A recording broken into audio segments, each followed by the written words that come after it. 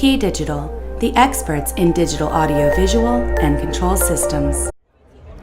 KeyDigital's KD-FIX418 is your fixer for 18 gigabit per second related signal and connectivity issues in HDMI digital video professional applications. KD-FIX418 has a small form factor with a USB powering option that allows you to connect to the devices that are already in the rack, so it doesn't take any more space with the wall wart power supply. You have the ability to force hot plug detection control.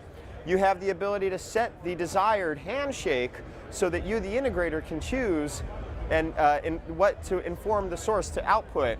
The full buffer system handles all the software authentication to the source, to the display, and the big benefit of the FIX418 is it can be a pass-through for 18 gigabit per second signals, or it can down convert 18G signals to 10.2 gigabits per second, therefore enabling it to send signals into existing systems that maybe were installed, purchased, etc. before the change in the HDMI specification to 18 gigabits per second signals.